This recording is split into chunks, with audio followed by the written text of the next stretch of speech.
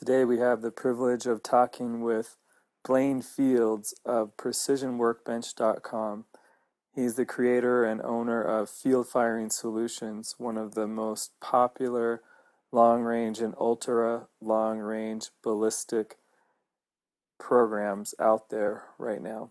Blaine was a Marine, an attorney. He graduated from California State Polytechnic with a degree in aerospace engineering. From 2006 to present, he's been Chief Executive Officer of Lex Talis Corporation, and he has a lot to offer as far as long-range shooting wisdom.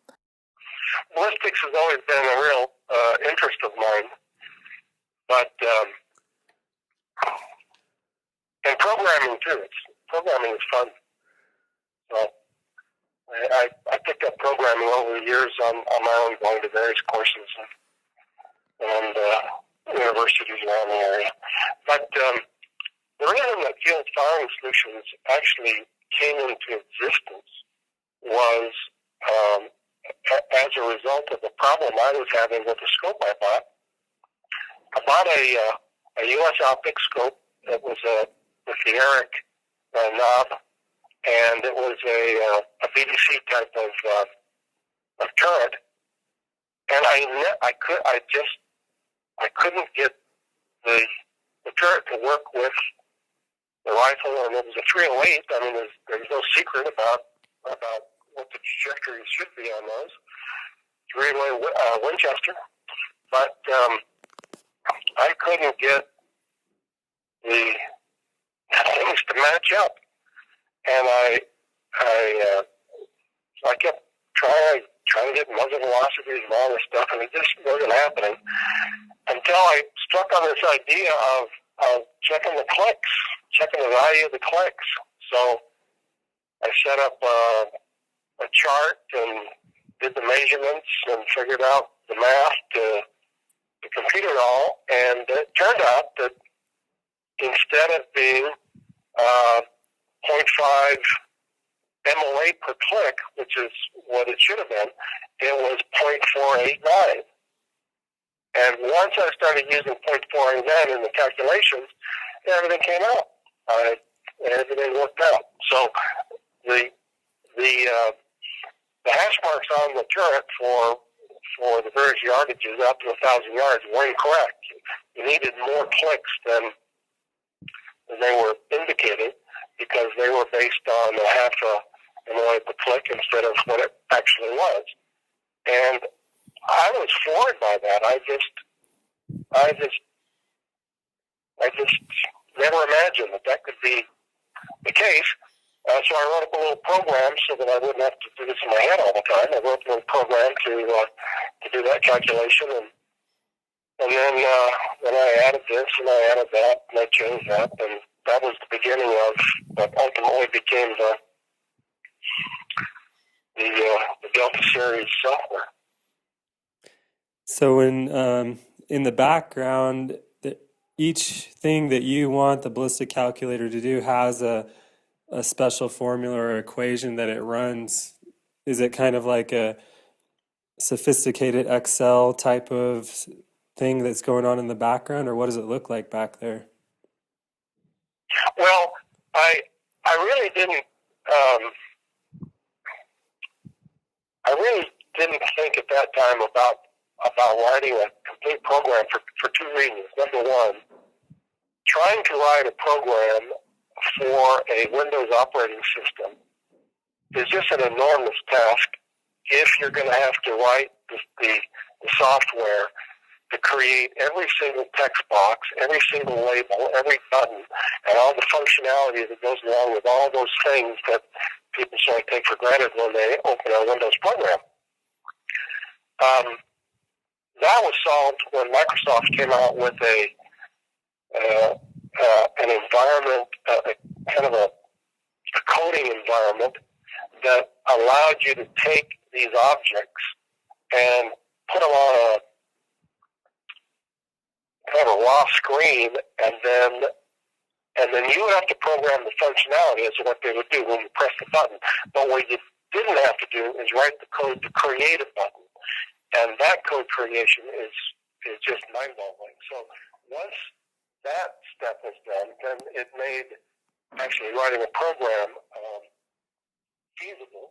And then the second thing that happened was that Art Peja came out with his book, Modern Ballistic, I don't know, Modern Ballistic Theory, something like that. I read through it and I just thought it was. Do you feel like most of the end users of your software are able to, I figure it's about 2 days worth of work to fill in all the blanks to make the program really do what it's supposed to do. Is everybody doing that, or are some people just kind of just using it like a regular ballistic calculator? Well, my belief is this. I think it takes more like a month or two. And this is one of the major drawbacks of the software. It is really good software once you figure out how to use it. But there is a fairly steep learning curve, and it takes a fair amount of energy and dedication to plow through all this stuff. So I think it takes probably 3 weeks of just